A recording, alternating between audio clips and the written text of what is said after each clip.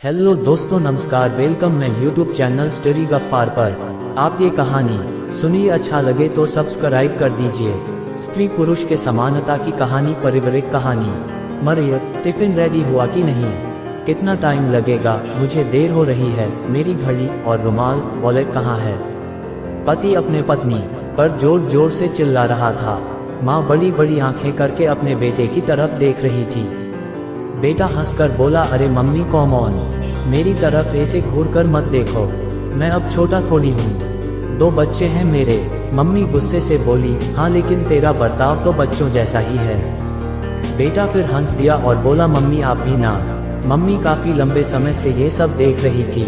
उनको लगने लगा था कि शायद उनसे बेटे का पालन पोषण करने में कोई कमी रह गई है। वह सोचते सोचते भूतकाल में गुम हो गई। घर मतलब जाए, घर की महिला की रत्ती भर भी कीमत नहीं। ये सब देखते देखते बेटा बड़ा हुआ। जैसे जैसे बड़ा हुआ मैंने उसे क्या कुछ नहीं सिखाया। खुद के काम खुद ही करना चाहिए। कभी अकेला रहना पड़े तो कुछ साधारण सा खाना पकाना आना चाहिए। अपने से छोटे बड़े सबको मान देना चाहिए, खासकर महिलाओं को। फिर भी ये क्यों इस तरह से बर्ताव करता है? मरियम को तो कभी भी कुछ भी बोल देता है। घर की लक्ष्मी है वह, मैं अब क्या करूं इसका? अपने ऐसे इन विचारों में वो खोई हुई थी कि तभी उनकी बचपन की सहेली आई। उनकी सिर्फ नाम की दोस्त नहीं थी, पक्की वाली दोस्त थी। मम्मी का चेहरा देखकर ही भांप लिया कि कुछ तो गड़बड़ है। तुरंत बोली, कल पूरा दिन तुम मेरे यहाँ आओगे, ठीक है? हमने काफी समय से एक दूसरे से ठीक से बातें नहीं की है। मरियम ने भी उनका पक्ष लेते हुए कहा, आंटी जी ले जाए, मम्मी जी को अपने साथ बाबा को गए हुए 3 महीने हो गए हैं, लेकिन मम्मी जी घर से बाहर ही नहीं गई। मम्मी जी आप सचमुच थोड़ा बाहर हो आइए, आपको सच में अच्छा लगेगा। आंटी जी आज आप यहाँ रुकेंगे क्या? हम बनाते हैं ना एक बढ़िया सा प्लान। वह तुरंत तैयार हो गई। शाम को बढ़िया सा पाव भाजी बनाने के बाद सारा काम खत्म करके छाया भी सबके साथ पत्ते खेलने के लिए बैठी। आंटी मरियम को बोली, अब तू भी कुछ शुरू कर, इतनी अच्छी खासी पढ़ी लिखी है, घर में मत पड़ी रह। घर के काम कितना भी कर लो, किसी को उनकी कीमत नहीं होती। मरियम अपने आंखों के आंसू छुपाते हुए चेहरे पर झूठी मुस्कान के साथ हाँ बोली। मम्मी जी ने इस बात को आगे बढ़ाते हुए कहा, तूने मेरे मन की बात कह दी। मरियम बेटा तुम सच में कुछ सोचो। तब तक मेरा बेटा ऑफिस से लौट आया। मरियम तुरंत उठकर उसे पानी देने के लिए गई। सबको पाँव गर्म करके देते देते उसे थोड़ी देर लग गई। आंटी ने पति को हंसते हंसते कहा, मरियम को तुम अब पाँव गर्म करके दे दो। आंटी ने कहा था इसलिए मेरे पति ने पाँव गर्म करके दे दिया। फिर से गपशप शुरू हुई। आज पिताजी के जाने के बाद पहली बार माँ इतनी खुश है, ये देखकर दिल खुश हुआ। आंटी को जल्दी जाना था, इसलिए जल्दी जल्दी जैसे तैसे काम खत्म करके मरियम बाहर आई।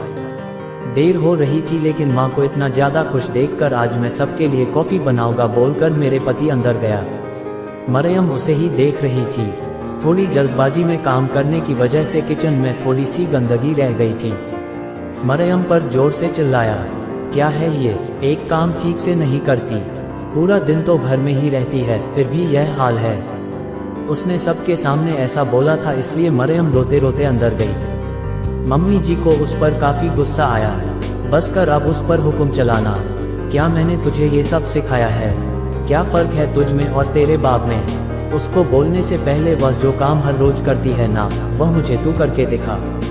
उतने ही उत्साह से जितना वह करती है, उतना ही अच्छे से जितना वह करती है, और बिना ये कहे कि मैं थक गया हूँ या मुझे कंटाला आ रहा है। जो मैंने सहा है वह मेरी बहू को ना सहना पड़े, इसलिए मैंने तुझे काफी कुछ सिखाया, लेकिन तू अपने खानदान की परंपरा ही आगे बढ़ा रहा है। ममता के इस सफर में मैं कहीं पर कम पड़ गई। आप कुछ बातें सिखाओ, उससे कोई फर्क नहीं पड़ता। बुजुर्गों के व्यवहार से जो बच्चे सीखते हैं उसी का अनुसरण करते हैं, इस बात का जीता जागता उदाहरण है मेरा बेटा। इसका अनुकरण इसके बच्चे करेंगे, यही डर है मुझे अब, लेकिन अपनी ममता की राह को अब बदलने वाली हूँ। सास के रूप में मेरी बहू से मुझे जो प्यार मिला है, मैं उसको संभाल कर रखने वाली हूँ। माँ का अलग सा रूप देखकर बेटे को अजीब सा लगा। बहुत दिनों बाद मन हल्का हुआ था उनका आज। सब कुछ बोलकर खाली कर दिया। आंटी ने सहारा दिया था। उनका हाथ पकड़कर मम्मी जी बोली, मन पर काबू थोड़ा हल्का हुआ, थोड़ा अच्छा महसूस हो रहा है अब। बहुत देर हो गई है माँ, सो जाओ आप। बेटा बोला, सच में देर हो गई है, आंटी ने हंसकर कहा। ये सब मुझे बहुत पहले ही कर देना चाहिए था। मरियम बेटा, जरा बाहर आना। मम्मी जी की आवाज़ सुनकर मरियम बाहर आई। मरियम, तुम शादी के बाद नौकरी करना चाहती थी ना, लेकिन पुरुष प्रधान हमारे इस घर में महिलाओं को हमेशा कम ही देखा गया। इसको मैं बदल सकूं, इसलिए मैंने अपनी परवरिश के दौरान काफ़ी कोशिश की, लेकिन कहीं कमी रह गई या कारण खानदान का असर। लेकिन अब बहुत हुआ, मैं ये सब अब बदल कर रख दूंगी। तुम नौकरी करो, तुम आगे पढ़कर PhD करना चाहती थी ना, वह भी करो। मैं तुम्हारे साथ खड़ी हूँ। और रही बात घर के कामों की, तो जब तुम नौकरी करोगी तो सब अपने काम खुद करेंगे। मरियम ने मम्मी जी के पैर छुए और बोली, मम्मी जी अब आप सो जाए।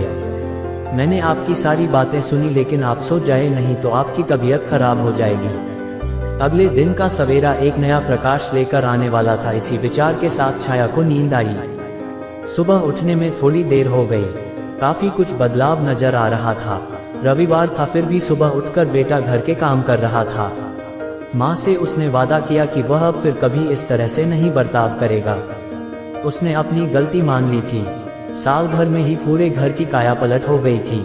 सभी लोग स्वयं शिस्त का पालन कर रहे थे। मरियम ने अपनी अधूरी पढ़ाई पूरी करके घर के पास ही अपना ऑफिस खोल लिया था। हर व्यक्ति अपनी जवाबदारी निभा रहा था, इसलिए घर के हर छोटे मोटे कामों का महत्व सबको समझ में आया।